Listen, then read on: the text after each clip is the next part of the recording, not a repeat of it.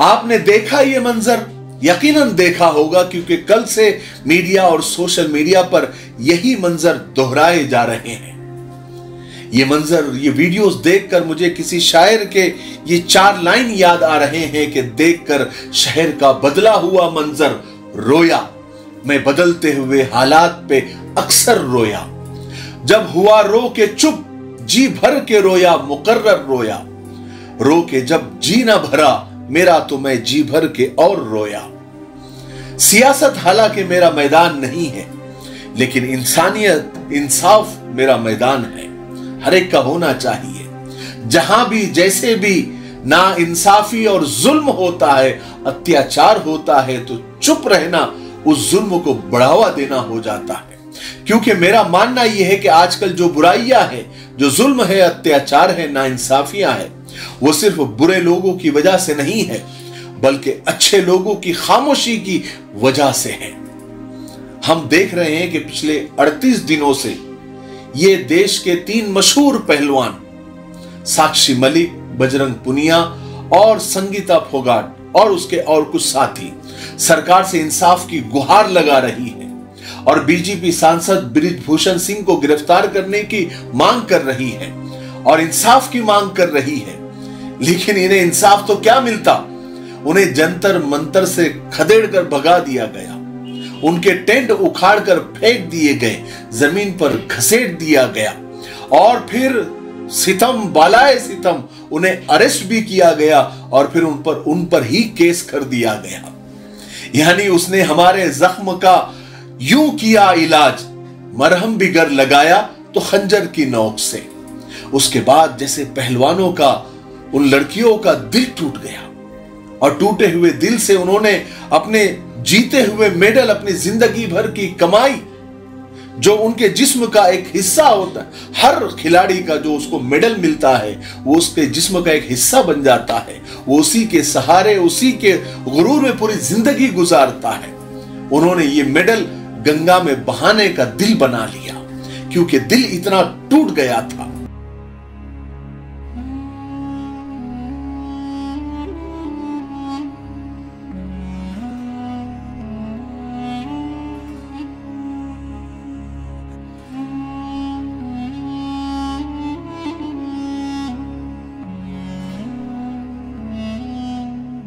इन पहलवानों ने social media पर एक जज्बाती पोस्ट किया।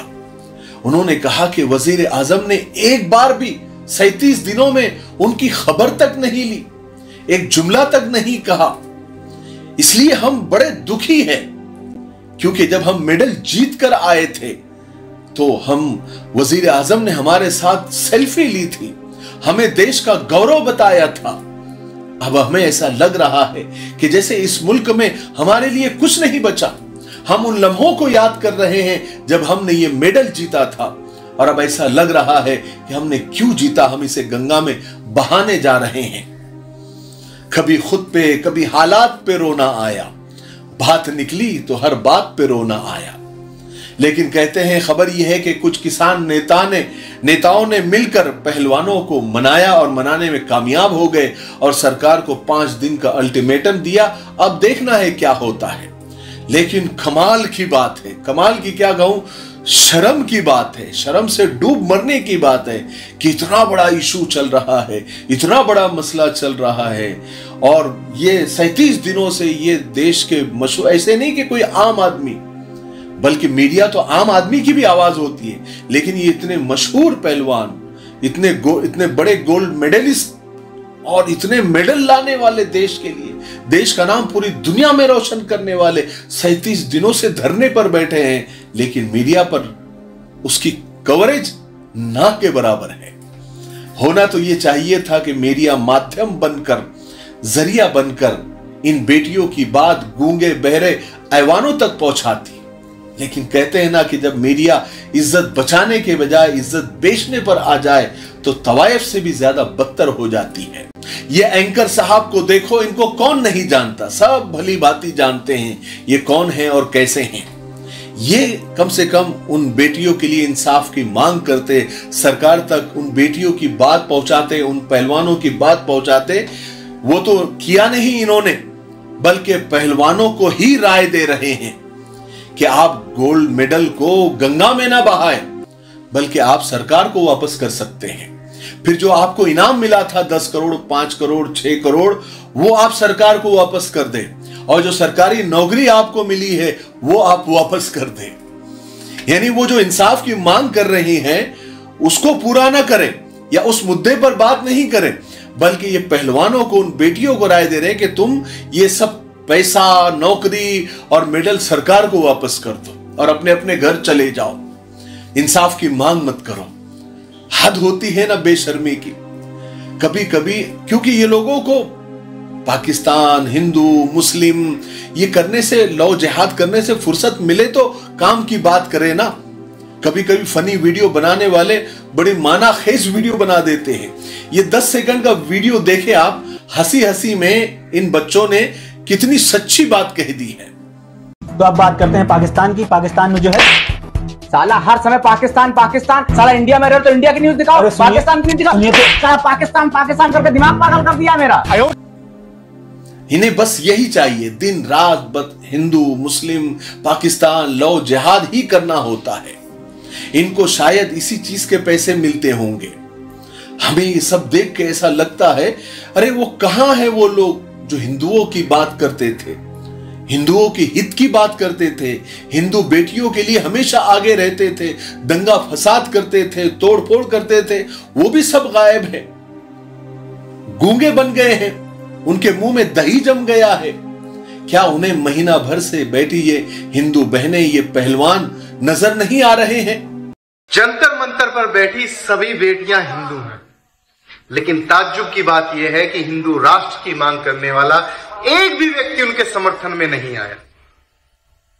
बजरंग दल, करणी सेना, हिंदू युवा वाहिनी, हिंदू महासभा, तमाम हिंदू संगठन जो हिंदू राष्ट्र की मांग करते हैं, तमाम हिंदू संगठन जो हिंदुओं के हक की बात करते हैं, तमाम हिंदू संगठन जो हिंदू को जगाने की बात करते हैं, ताज्जुब की बात है कि एक भी संगठन का एक भी व्यक्ति उन बेटियों के समर्थन में नहीं है। लेकिन यही संगठन यदि फिल्म का विरोध करना हो, भगवे का समर्थन करना हो, किसी विशेष व्यक्ति द्वारा भगवा पहने जाने पर विरोध करना हो, गो हत्या के नाम पर लिंचिंग करनी हो, प्रेमी जोड़ों को पार्क में पकड़कर पीटना हो, सिनेमा घरों में तोड़फोड़ करनी हो, तो सबसे आगे नजर आता। कुल मिलाकर हिंदू को जगाने से तात्पर्य इतना है कि जो हिंदू मुस्लिम एकता है वो बनी ना रहे, हिंदू मुस्लिम के खून का प्यासा हो जाए, मुस्लिम हिंदू के खून का प्यासा हो जाए। वरना जो लोग हिंदू राष्ट्र की मांग करते हैं, क्या वो मेरी हिंदू बहनों को जंतर मंतर पर 1 महीने तक अकेला छोड़ते हैं? पता ये चला कि ये सब भाड़े के टट्टू हैं। इन टट्टुओं को जिस चीज का भाड़ा मिलता है और जितनी देर का मिलता है, ये उतना ही काम करते हैं, फिर घास चरने चले जाते हैं। इन पहलवान बेटियों पर भी वही घिसी पिटी कैसेट चलाई गई, यानी वही घिसे पिटे इल्जाम लगाए गए कि ये धरना अपोजिशन के इशारों पर चल रहा है। कोई कहता है कि इनके बातों से खालिस्तानी बू आ रही है, कोई कहता है कि बाहर से फंडिंग हो रही है, कोई कहता है कि षड्यंत्र है, साजिश है, वगैरह वगैरह। मैं तो ये सोच के कांप जाता हूं कि ये पहलवान, ये बेटियां अगर मुसलमान होती तो क्या होता।